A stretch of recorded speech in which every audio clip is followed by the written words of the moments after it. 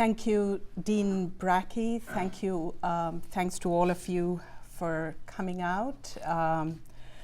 Surprising snowfall yesterday in Northwest Indiana. I heard it's the same here. So I thought I would be traveling to West Lafayette in the spring, but that didn't happen. Very, very pleased to be here. I would like to take a quick minute to thank those who encouraged me to apply in 2012. And I see some of them sitting here, beginning with Larry Mikatak, who was extremely helpful, encouraging, and since then we have stayed in touch on and off. As you know, President Mitch Daniels, the Interfaculty Council, and others want us to continue to collaborate with each other among the various campuses of Purdue. So in a small way, we tried to do something last April. I would also like to thank Robert and Jean-Pierre. I don't see Sammy Morris. Oh, here's Sammy. I'm sorry, I didn't see you at first. Sammy Morris has been also helpful in other ways, helping me to find materials that are housed here at West Lafayette. I will begin quickly and try to stick to the time allotted to me. My specialty is in British literature, culture, and history. Even though I can't claim to be a historian, I do claim to be a cultural historian of Britain, 1660 to 1800. So 18th century studies is where I have housed myself for a very long time now. The application for this particular grant was to look at some documents which were not digitized. Some of you are familiar with the 18th century collections online, ECHO, which is an enormously expensive but also very indispensable database that 18th century scholars have continued to use. I have access to the ECHO through the University of Chicago Library, which is about 15 miles away from us. On occasion, when I have come here, I have used it. The database is not only vast, but so expensive that Calumet campus cannot afford to purchase it. In any event, the documents that I went to consult in London have not been digitized, which is precisely why I got the award, and I'm very, very grateful that that gave me the opportunity to go and spend altogether 6 weeks, and I had to break it up in 2 parts because one of the collections, they were undergoing some kind of restoration, refurbishing, etc., which is why I had to go in March of 2013 as well as in June, July of 2013. The title that appears for the award is really the title of one of the chapters. Let's see, sorry. Okay, sorry. One of the chapters, which is part of a book-length project, and tentatively I have titled it Nation Space in Britain. I'm very interested in the ways in which space was configured, reconfigured. Some of you are familiar with the works of, for instance, Daniel Defoe, who was not just the author of Robinson Crusoe, but he was also extremely interested in urban planning and about really how to position both London and Britain at a time when empire was imminent. So the specific chapter for which I went to London last year, I'm calling the cultural logic of museology, because looking at the roots of when the British Museum was set up, is something that has interested me for a very long time. Now, library historians have looked at this particular history, but for a variety of reasons, they tend to kind of jump to the end of the 18th century. So I wanted to look very closely at the 1730s, 40s, 50s, and perhaps into the 60s. The brief history of the British Museum, and some of you are familiar with this already, is that the Montagues owned this piece of property around Russell Square. And John Montague moved away from this particular house, and it was in a state of disrepair. At which point, and the history of the 1752, 53, 54, I will not sort of go into in great detail, but it won't surprise you, and some of you at least, familiar with this history, to know that George II really wasn't interested in the British Museum at all. It shouldn't come as a huge surprise. However, there were enough folks in Parliament who wanted to do something to establish a national, and also the key word here is a public university. So after much ado, the British Museum Act was passed in 1753. Of specific importance to my project are the plans that by Henry Flitcroft. And Flitcroft was the one who was the architect for the original Montague House when it belonged to the Montagues. Subsequently, these plans were introduced to the Board of Trustees of the British Museum. They looked at it, and specifically, there was a surveyor called Henry Keene who then started to revise those floor plans that Flitcroft had designed circa 1725. Now, this is an example of the 1725 Flitcroft floor plan, and it says here, it's a little light so you may not be able to see, it's the second story of Montague House, the original Montague House. Now, the size, and I wish I had made a note of it, I've literally come without any of my notes, but these floor plans are fairly large when you open them out. I would say about that big. And so immediately, for those of you who are librarians, you know that this sort of digitization is not only costly, but also highly, it damages both the color as well as, opening it out and so on and so forth. This particular one is in the public domain, and you'll be able to find it if you go to the British Museum website. But many of the rest of the Flitcrofts are not digitized. Of course, of specific importance to me are the revisions made by Henry Keene. I had mentioned the surveyor who comes in after the establishment of the British Museum.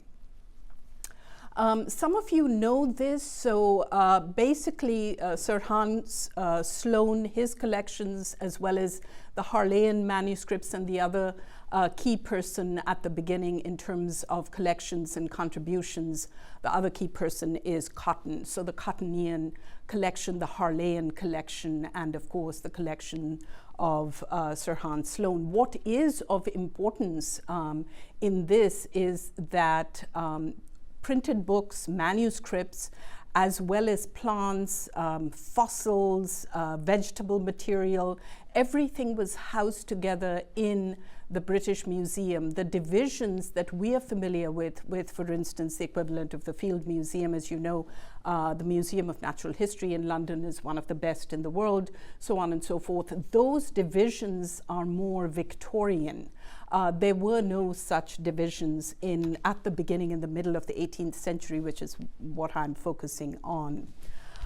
Of interest to me is the first principal librarian of the British Museum, and one of the issues that interests me has to do with the ways in which not just the categorization of the items that were acquired, but also the display and the arrangement, and the key and operative word there is ordering of all of these.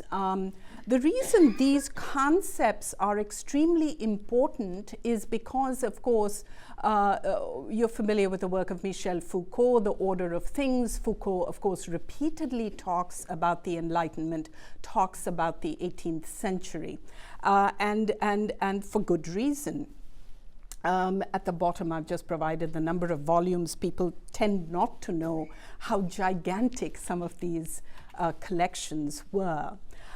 So here is a brief premise of my study, and basically what I'm saying is that this museology and the ordering of, whether it be the plants, fossils, other natural products, as well as books and manuscripts, the philosophy which seeks to universalize and to globalize through the space of the museum both artistic endeavors and aesthetic judgment overlaps with the philosophy of civilizing missions. So one way in which we can begin to understand this imperial consciousness, this proto, you might argue, since we are talking about the 18th century, is to look at certain patterns that were establishing themselves in the early to mid 18th century. So the purpose of this British Museum chapter then is to look at how these juxtapositions work, and this is a tad bit theoretical, I acknowledge, and also to look in terms of manifestations of modernity in the ways in which this museology was set up. And one of the key theorists then, this again ought not to surprise you, would be Henry Lefebvre and the production of space. I can never get the pronunciation of his last name right. Specifically, the archival documents that I consulted are the plans, which I just mentioned, Henry Keene plans. Interestingly, these revisions of the Flitcroft plans have not been catalogued, and in fact, when I applied for the grant, I didn't really know that. When I landed up, the curator actually gave me a big black box. And I said, what is this? And they said, well, there are some other maps in here, and we don't really know what it is. And you know how busy these librarians and curators tend to be. It was just a big black box. So I opened it up, and sure enough, there are the Flitcrofts, but also the revisions, Henry Keene's, and very, very interesting, which I don't know whether they have between then and now catalogued this. But again, because of the size, you can't really digitize these things. And the other, which is equally important, are the minutes of the British Museum Board of Trustees meetings, as well as the minutes of the standing committees. Now, these are actually beautiful, beautiful bound, leather-bound volumes that have been preserved, and they are almost intact.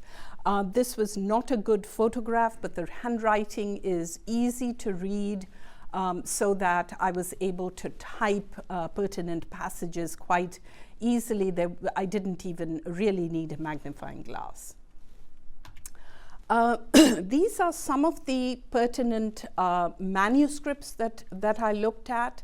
The original letters and papers, which is the fourth bullet point, as well as the papers relating to the British Museum, the last one is at the British Library, because they are sort of collections of pieces of paper, handwritten manuscripts of all sizes and shapes, I think once again digitization would be virtually impossible. So it's which is why they haven't been digitized.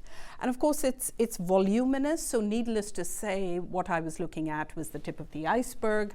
I will be returning again this summer and under some other pretext, and hope I'm taking a group of students study abroad, so that to follow up and to read some more.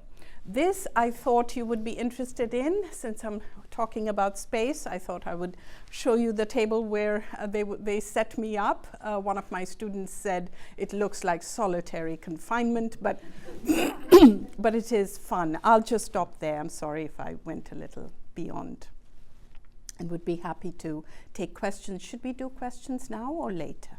See, we have about 5 minutes for questions. Oh, sure. Larry? What makes the British Museum qualify as national space? That's an intriguing phrase. Well, what's interesting about the British Museum is that it's different from the other European museums in that there isn't a French museum in Paris. There isn't a German museum in Paris, and that in and of its, in Berlin or Bonn or wherever. In and of itself, that is not such a huge issue, but the fact that, and I spoke with someone called Marjorie Cahill, who's one of the historians of the British Museum, used to work there for years, is now retired, and she said that in all of the research that they have done, they have not found any discussion about it, meaning when it comes to naming, as you and I know, there's usually a great deal of disagreement, discussion, and so on and so forth. There was literally nothing, and it came out of almost nowhere. And this, of course, goes back to what Linda Colley has been talking about in terms of Britons, and this idea that they already had of a quintessential Britishness. So some historians have talked about it, but really even the library historians haven't looked at it in terms of the precise history of the naming of it in the 15 after the passing of the Act, that is to say, or even or before that. So great question. Any others? Yes. Were there lots of researchers from lots of places using the museum? The museum, what happened is, circa 1996, the printed books and manuscripts moved to the British Library in St. Pancras. I think it's 96 or 98. I think they did it in phases.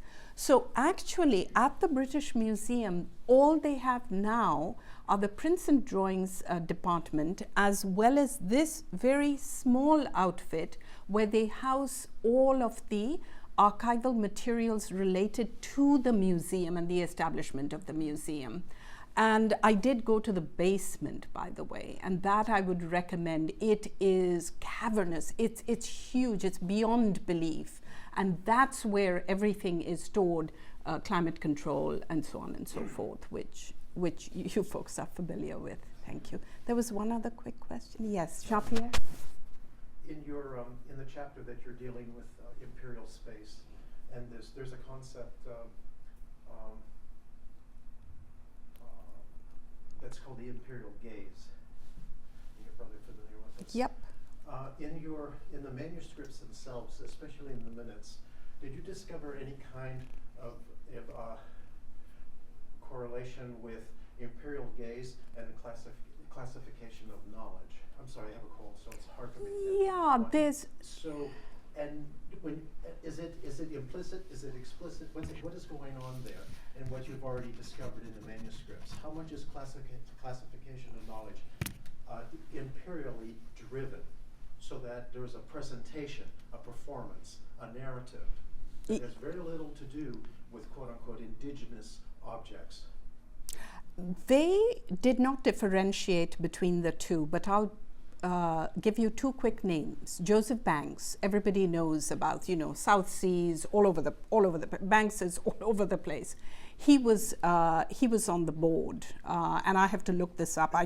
But he was definitely involved. So the other name is Daniel Solander, and he was part of the Banks crew. And Solander became assistant head librarian or something. Again, I don't have my notes here, but I can look it up. In fact, one of the segments in this chapter, I really want to focus on those who were connected with many of these global projects, including the South Sea and everywhere else, and how they were very much part of the establishment.